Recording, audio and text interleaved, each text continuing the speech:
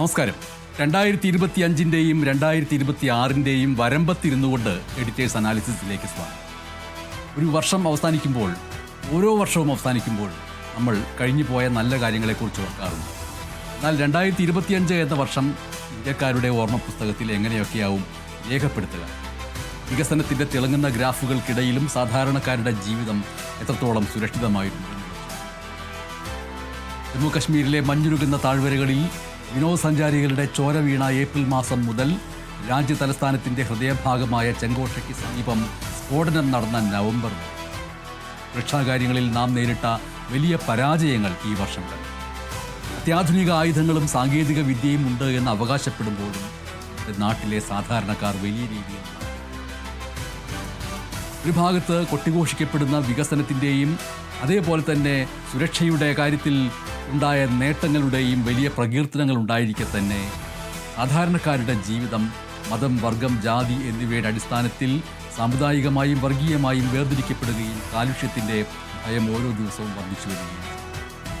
ആദ്യം നമുക്ക് ജമ്മു കശ്മീരിലേക്ക് പോകാം. ഏപ്രിൽ 22-ാം തീയതി പഹൽഗാമിലെ ബൈസരൻ താഴ്വര, ടൂറിസം സീസൺ അതിൻ്റെ ഉച്ചസ്ഥായിയിൽ നിൽക്കുന്ന സമയം. അവിടെ വെച്ചാണ് നിസ്സഹായരായ 25 വിനോദസഞ്ചാരികൾക്ക് നേരെ ഭീകരർ നിറയൊഴിച്ചത്.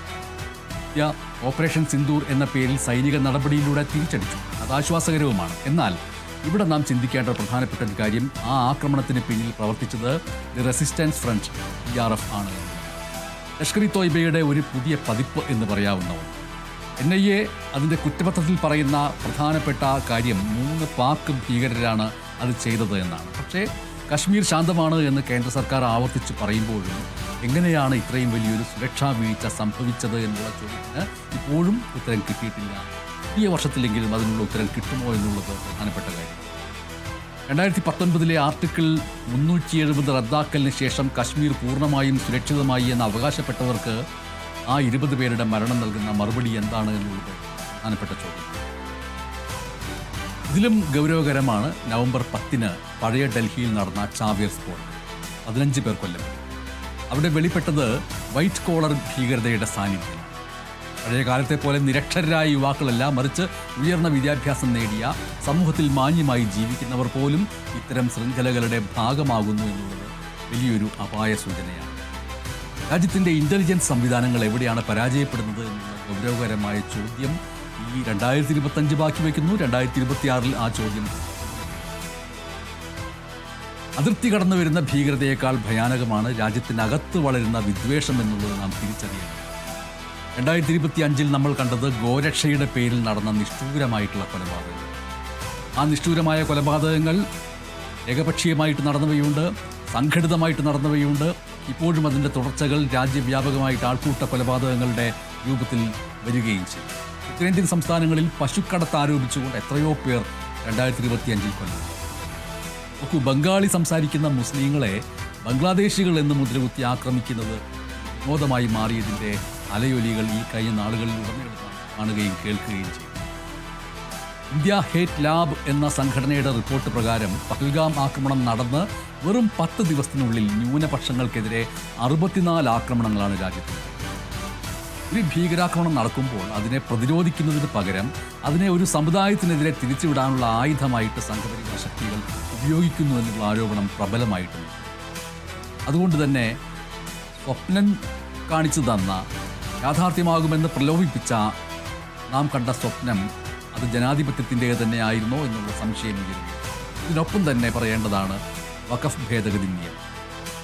മുസ്ലിം സമുദായത്തിൻ്റെ വഖഫ് സ്വത്തുക്കൾ കേന്ദ്ര സർക്കാരിൻ്റെ നേരിട്ടുള്ള നിയന്ത്രണത്തിൽ കൊണ്ടുവരാനുള്ള ഈ നീക്കം 2025-ലാണ് പ്രാബല്യത്തിൽ. ഭരണഘടനാപരമായിട്ടുള്ള അവകാശങ്ങളെ ഹനിക്കുന്ന ഒന്നാണ്. പലരും അന്ന് തന്നെ വാദിക്കുകയുണ്ടായി. ഇത് മാത്രമല്ല, ബുൾഡോസർ ജസ്റ്റിസ് എന്ന് പറയുന്ന ഒന്ന്, അത് ഈ വർഷം അതിൻ്റെ എല്ലാ പരിധികളും ലംഘിക്കുന്നു. കോടതിയുടെ അനുമതി പോലുമില്ലാതെ സാധാരണക്കാരുടെ വീടുകളും കടകളും തകർക്കുന്നത് BJP ഭരിക്കുന്ന സംസ്ഥാനങ്ങളിൽ ഒരു മോഡൽ ഓഫ് ഗവേണൻസ് ആയിട്ട് മാറി എന്നതിൻ്റെ ദൃഷ്ടാന്തമായിട്ടും 2025 മറ്റൊരു പ്രധാനപ്പെട്ട വിഷയം എന്ന് പറയുന്നത് അനധികൃതമായ കുടിയേറ്റം എന്ന പേരിലുള്ള നാടുകടത്തലാണ്. മെയ് 7-ാം തീയതി ത്രിപുരയിലും അസമിലുമായിട്ട് നടന്ന സംഭവങ്ങൾ നമ്മൾ കാണുകയും 2000-ഓളം പേരെ ബംഗ്ലാദേശിലേക്ക് തിരിച്ചയച്ചു. ആ തിരിച്ചയക്കപ്പെട്ടവരിൽ ഗർഭിണികളും കുട്ടികളും ഉൾപ്പെടുന്നു എന്നുള്ളതാണ് ഏറ്റവും ദാരുണമായിട്ടുള്ളത്. അത് ഒരു ദേശീയമായിട്ടുള്ള അന്താരാഷ്ട്ര തലത്തിലുള്ള ഒരു പലായനത്തിൻ്റെ ദൃശ്യം എന്നുള്ള നിലയ്ക്ക് ലോകവ്യാപകമായിട്ട് റിപ്പോർട്ട് ചെയ്യപ്പെടുകയും ഈ അർത്ഥത്തിൽ അതിർത്തികൾ വേർതിരിക്കപ്പെടുകയും ജനതയെ വേർതിരിക്കുകയും ജനതയെ വിഭാഗീയവൽക്കരിക്കുകയും ഒക്കെ ചെയ്യുന്ന പ്രക്രിയകളുടെ ഒരു റൂട്ട് മാപ്പാണ് ഇന്ത്യ എന്ന് പറയുന്ന രാജ്യത്തിൻ്റെ മുകളിൽ ഒരു ഹെലിക്യാം പ്രതിഷ്ഠിച്ചുകൊണ്ടോ ഒരു CCTV പ്രതിഷ്ഠിച്ചുകൊണ്ടോ അതിനെ നിരീക്ഷിക്കുകയാണെങ്കിൽ ഈ പറയുന്ന രീതിയിൽ ജനതയെ പല രീതിയിൽ വിഭാഗീയവൽക്കരിക്കപ്പെട്ട് അതിർത്തികൾ കടത്തിവിടുകയും കൂടുതൽ അതിർത്തികൾ ഉണ്ടാക്കപ്പെടുകയും ചെയ്യും. 2025 ഒരു ഇന്ത്യ മാപ്പ് ഉണ്ടാക്കുമ്പോൾ അതിൽ പുതിയ അതിർത്തികൾ രേഖപ്പെടുത്തപ്പെടുന്നു. ആ അതിർത്തികൾ എന്ന് പറയുന്നത് മനുഷ്യരെ വേർതിരിക്കുന്നതിൻ്റെ അതിർത്തികൾ എന്നുള്ളതിലേക്കായിട്ട് നാം കാണുന്നത്. മറ്റൊരു കാര്യം, ഓഗസ്റ്റ് മാസത്തിൽ സുപ്രീം കോടതിയുടെ ഭാഗത്തു നിന്ന് വന്ന പ്രധാനപ്പെട്ട ഒരു ചോദ്യം, ബംഗാളി സംസാരിച്ചു എന്നതുകൊണ്ട് മാത്രം ഒരാളെ ബംഗ്ലാദേശി എന്ന് വിളിക്കാൻ കഴിയുമോ എന്നുള്ളതായിരുന്നു ആ ചോദ്യം. ഡിസംബറിൽ വന്ന സുനാലി ഖാത്തൂസിൻ്റെ കേസ് നമ്മളൊന്ന് നോക്കാം.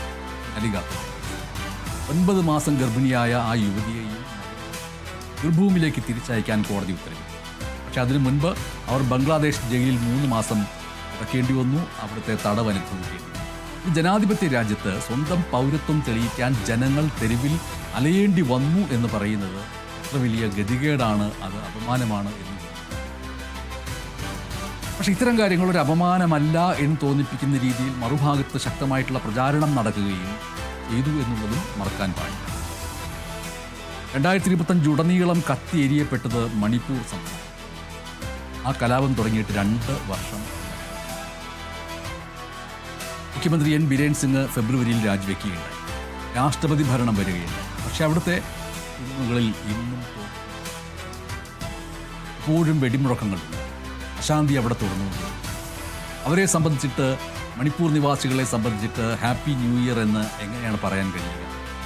60,000-ഓളം പേർ ഇന്നും ദുരിതാശ്വാസ ക്യാമ്പുകളിലാണ് കഴിഞ്ഞത്. ആ ദുരിതാശ്വാസ ക്യാമ്പുകളിൽ അവരനുഭവിച്ചുകൊണ്ടിരിക്കുന്ന പീഡാനുഭവങ്ങൾ വിവരിക്കാൻ കഴിയാത്തത്. ഒരു രാജ്യത്ത്, ഒരു സംസ്ഥാനത്ത് അഭയാർത്ഥികളായി പേടിച്ച് ജീവൻ നഷ്ടപ്പെടുമെന്നുള്ള വിഹുലതയോടുകൂടി ദുരിതാശ്വാസ ക്യാമ്പുകളിൽ കഴിയുന്നവർ കൂടിയുണ്ട്.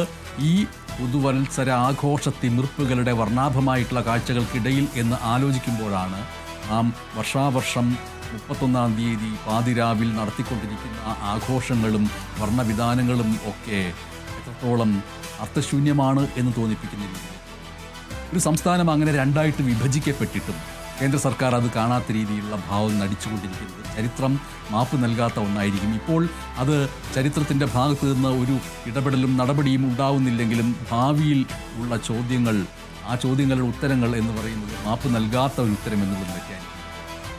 ഭരണകൂടത്തിൻ്റെ മുൻഗണനകൾ എന്തിനായിരുന്നു, ആരുടെ നേരെയായിരുന്നു ആ മുൻഗണനകളുടെ അനുഗ്രഹവർഷങ്ങൾ നീണ്ടത് എന്ന് നമ്മൾ നോക്കേണ്ടത്. വികസനത്തെക്കാൾ ചരിത്രത്തെയും പേരുകളെയും ഒക്കെ മാറ്റുന്നതിലായിരുന്നു 2025 ഭരണകൂടത്തിൻ്റെ പ്രധാനപ്പെട്ട നേട്ടമായിട്ടും നമ്മൾ. ഉത്തരാഖണ്ഡിലേക്ക് പോവുകയാണെങ്കിൽ അവിടെ 15 സ്ഥലങ്ങളുടെ പേരുകൾ മാറ്റി. ഈ പേരുകൾ മാറ്റുന്നത് കേവലം ഒരു പേര് തുടച്ചു മാറ്റിയിട്ട് മറ്റൊന്നാക്കി മാറ്റില്ല, അതൊരു ആഘോഷമായിട്ട്, അതാണ് ഭരണത്തിൻ്റെ മികവായിട്ട്, ഇതാണ് വോട്ട് ചെയ്ത ജനങ്ങൾക്ക് ഞങ്ങൾ നൽകുന്ന മികവ് എന്നുള്ളതിലേക്കാണ് ഈ പേരുമാറ്റങ്ങളെ പ്രതിഷ്ഠിക്കുകയും ആഘോഷിക്കുകയും ചെയ്യുന്നത്. ആ അർത്ഥത്തിലാണ് ഉത്തരാഖണ്ഡിലെ 15 സ്ഥലങ്ങളുടെ പേര് മാറ്റിയത് ആഘോഷിക്കുന്നത്. ഹരിദ്വാറിലുള്ള ഔറംഗസേബ് എന്ന് പറയുന്ന സ്ഥലം ഇപ്പോൾ ശിവാജി നഗറായിട്ട് മാറി. വാരണാസിയിൽ 50ഓളം മുസ്ലിം ഭൂരിപക്ഷ പ്രദേശങ്ങളുടെ പേരുകൾ ഉടനീളം അങ്ങനെ മാറ്റുകയില്ല. ഈ മാറ്റങ്ങളൊക്കെ നടത്തുമ്പോഴും രാജ്യത്തിൻ്റെ സാമ്പത്തിക ഭദ്രത എവിടെയാണ് എന്നുള്ള ചോദ്യമാണ്. രൂപ, നമ്മുടെ കയ്യിലുള്ള 1 രൂപ, ആ 1 രൂപയുടെ മൂല്യം റെക്കോർഡ് ഇടിവിലാണ്. ഹാപ്പി ന്യൂ ഇയർ എന്ന് പറയുമ്പോൾ കീശയിൽ എന്തുണ്ട്? കീശയിൽ 1 രൂപയുണ്ട്. ആ 1 രൂപയുടെ മൂല്യം എന്ത് എന്ന് ചോദിക്കുമ്പോൾ ഡോളറിന് 90 രൂപ കടക്കുന്ന അവസ്ഥയിലേക്ക് വന്നിരിക്കുന്നു. 2014 പ്രധാനമന്ത്രി നരേന്ദ്രമോദി അധികാരത്തിൽ വരുമ്പോൾ രൂപയുടെ മൂല്യം 60.95 ആയിരുന്നു. ഇത് 10 വർഷം പിന്നിടുമ്പോൾ അത് 30 രൂപയോളം താഴ്ന്നിരിക്കുകയാണ്. 2013 ഗുജറാത്ത് മുഖ്യമന്ത്രിയായിരുന്നപ്പോൾ അന്നത്തെ UPA സർക്കാരിനെതിരെ നരേന്ദ്രമോദി നടത്തിയ പ്രസംഗങ്ങൾ ഇന്ന് അദ്ദേഹത്തിന് തന്നെ തിരിച്ചടിയാവുന്ന രീതിയിലേക്ക്. അങ്ങനെ ചരിത്രം തിരിഞ്ഞു കൊത്തുന്ന പല സന്ദർഭങ്ങളും ഉണ്ടാകുന്നു. വ്യോമയാന മേഖല നോക്കുക. ജൂൺ 12-ാം തീയതി അഹമ്മദാബാദിൽ നടന്ന വിമാനാപകടത്തിൽ 260 പേർ മരിച്ചു. ഇന്ത്യ കണ്ട ഏറ്റവും വലിയ ദുരന്തങ്ങളിലൊന്നായിരുന്നു. ആ ദുരന്തം നടന്നതിന് ശേഷവും സുരക്ഷാ ക്രമീകരണങ്ങളിൽ വലിയ രീതിയിലുള്ള മാറ്റങ്ങൾ എന്തെങ്കിലും ഉണ്ടായോ? അന്ന് ആ ദുരന്തമുണ്ടായ സമയത്ത് ഇനി മാറ്റങ്ങളുടെ വലിയ അനുഭവം വരാൻ പോകുന്നു, പരിഷ്കരണം വരാൻ പോകുന്നു, ഇന്ന കാര്യങ്ങൾ പുതുക്കാൻ പോകുന്നു, സുരക്ഷയ്ക്ക് പ്രാധാന്യം നൽകാൻ പോകുന്നു എന്നൊക്കെ പറയുകയുണ്ടായെങ്കിലും 2026 കടക്കുമ്പോഴും സുരക്ഷാ ക്രമീകരണങ്ങളിൽ വലിയ മാറ്റമൊന്നും ഉണ്ടായിട്ടില്ല. അതേ പഴയ സുരക്ഷാ ക്രമീകരണങ്ങളോടുകൂടി മാത്രം ഇപ്പോഴും ആകാശത്തുകൂടെ വിമാനങ്ങൾ. ഇൻഡിഗോ വിമാന കമ്പനിയുടെ കുത്തകവൽക്കരണം മൂലം ടിക്കറ്റ് നിരക്കുകൾ റോക്കറ്റ് പോലെ കുതിച്ചുകൊണ്ടിരിക്കുന്ന ഒരു സാധാരണക്കാർക്ക് വിമാനയാത്ര എന്ന് പറയുന്നത് ഒരു സ്വപ്നമായിട്ട് മാറും. സാധാരണക്കാർ എന്ന് പറയുമ്പോൾ ജോലിയെടുക്കാൻ വേണ്ടി അന്നന്നത്തെ അന്നത്തിന് വേണ്ടി പ്രവാസികളായിട്ട് വിദേശ രാജ്യങ്ങളിലേക്ക്, ഗൾഫ് രാജ്യങ്ങളിലേക്കൊക്കെ യാത്ര ചെയ്യുന്നവരെയാണ് നമ്മൾ സാധാരണക്കാർ എന്ന് പറയുന്നത്. അവരുടെ വിമാനയാത്ര എന്ന് പറയുന്നത് ഈ അർത്ഥത്തിൽ ദുഷ്കരമായിട്ടുള്ള ഒന്നായിരുന്നു. കണ്ണൂർ വിമാനത്താവളത്തിന് പോയിന്റ് ഓഫ് കോൾ പദവി നൽകിയിട്ടില്ല. എന്തുകൊണ്ടത് നൽകുന്നില്ല എന്നുള്ള ചോദ്യത്തിൻ്റെ ഉത്തരമായിട്ട് വരുന്നത് കേരളത്തോടുള്ള രാഷ്ട്രീയ പകപോക്കൽ എന്നുള്ള നിലയ്ക്കുള്ള വിമർശനങ്ങളായിട്ട് തുടരുന്നു എന്നുള്ളതാണ്. 2025 ഏറ്റവും വലിയ ചതി എന്ന് പറയുന്നത് പാവപ്പെട്ടവരുടെ തൊഴിലുറപ്പ് പദ്ധതിയോട് ചെയ്ത മഹാത്മാഗാന്ധിയുടെ പേര് ആ പദ്ധതിയിൽ നിന്ന് നീക്കിയിട്ട് വികസിത് ഭാരത് ഗ്യാരണ്ടി ഫോർ റോസ്ഗർ എന്നുള്ള പേരിലേക്ക് ഇബി രാംജി എന്ന് പറയാം. ഈ പദ്ധതിയുടെ 40% ചെലവ് സംസ്ഥാനങ്ങൾ വഹിക്കണമെന്നുള്ള ഉത്തരവ് കൂടി വന്നതോടുകൂടിയിട്ട് കേരളം ഉൾപ്പെടെയുള്ള സംസ്ഥാനങ്ങൾ പ്രതിസന്ധിയിലായിരിക്കും. 2026 നമ്മെ കാത്തിരിക്കുന്നത് ഈ പറയുന്ന വ്യവസ്ഥകൾ ഉണ്ടാക്കുന്ന പ്രതിസന്ധിയിൽ അകപ്പെടുന്നത് എങ്ങനെയായിരിക്കുമെന്ന് കൂടിയാണ് നമ്മൾ കാത്തിരുന്ന് കാണേണ്ടത്. ഇത് പാവപ്പെട്ടവരുടെ അന്നം മുട്ടിക്കുന്ന നടപടിയാണ് എന്നുള്ളതിലേക്കാണ് വിലയിരുത്തപ്പെടുകയും ചെയ്യുന്നത്. തൊഴിലാളികളുടെ അവകാശങ്ങൾ കവർന്നെടുക്കുന്ന ലേബർ കോഡുകൾ ഈ വർഷം കർശനമായിട്ട് നടപ്പാക്കി. 8 മണിക്കൂർ ജോലി എന്ന് പറയുന്നത് ഒരു പഴങ്കഥയായിട്ട് മാറി. സ്ഥിരം ജോലി എന്നത് ഇല്ലാതാക്കുന്ന അവസ്ഥ വരും. ഇതോടൊപ്പം തന്നെ ആണവോർജ്ജ മേഖലയും ഇൻഷുറൻസ് മേഖലയും വിദേശികൾക്ക് 100% തുറന്നു കൊടുക്കുന്ന അവസ്ഥയാണ്. അമേരിക്കൻ പ്രസിഡന്റായിട്ടുള്ള ഡൊണാൾഡ് ട്രംപിനെ പ്രീതിപ്പെടുത്താൻ വേണ്ടി നടത്തിയിട്ടുള്ള നിരന്തര ശ്രമങ്ങൾ എന്ന് പറയുന്നത് വാസ്തവത്തിൽ ഇന്ത്യയുടെ താല്പര്യങ്ങൾ അമേരിക്കൻ പ്രസിഡന്റിനും അമേരിക്കയ്ക്ക് മുമ്പിൽ അടിയറവ് വയ്ക്കുന്ന കാഴ്ചയാണ് 2025 നമ്മൾ പല ഘട്ടങ്ങളിലായിട്ട് കാണുകയുണ്ടായി.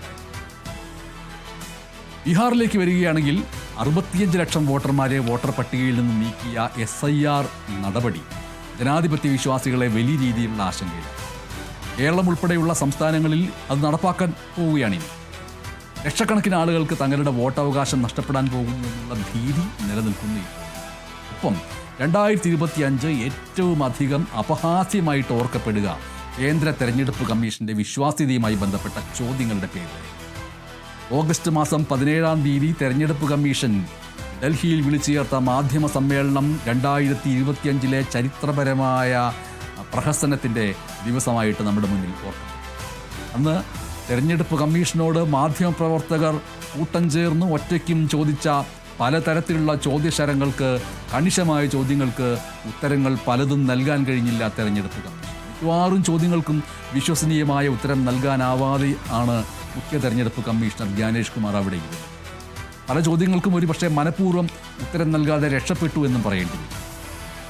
ഇന്ത്യയിലെ മാധ്യമപ്രവർത്തനം പല തലങ്ങളിൽ കോർപ്പറേറ്റുകൾക്ക് മുന്നിൽ കീഴടങ്ങുകയും തങ്ങളുടെ മാനേജ്മെൻറ്റുകളുടെ താല്പര്യങ്ങൾക്ക് മുമ്പിൽ കീഴടങ്ങുകയും ഒക്കെ ചെയ്യുമ്പോഴും ആ മാധ്യമ മേഖലയുടെ സവിശേഷവും ഊർജ്ജവത്തുമായിട്ടുള്ള നിലനിൽപ്പിൻ്റെ ഒരു പ്രകടനമാണ് അന്ന് ഈ തെരഞ്ഞെടുപ്പ് കമ്മീഷൻ്റെ മുമ്പിൽ കണ്ടത്.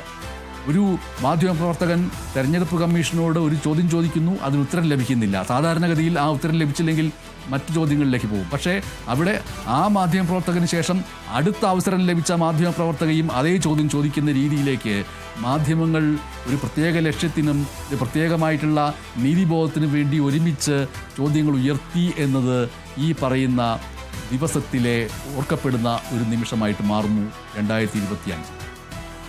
ഏറ്റവും ഒടുവിൽ കർണാടകത്തിലെ യലഹങ്കയ്ക്ക് സമീപം ഒഗിലു എന്ന് പറയുന്ന ഗ്രാമത്തിലെ 200ഓളം വീടുകൾ ഗ്രേറ്റർ ബംഗളൂരു അതോറിറ്റി ബുൾഡോസർ കയറ്റി തകർത്തിരിക്കുന്ന വാർത്തയോടുകൂടിയാണ് 2025 അവസാനിക്കുന്നത്.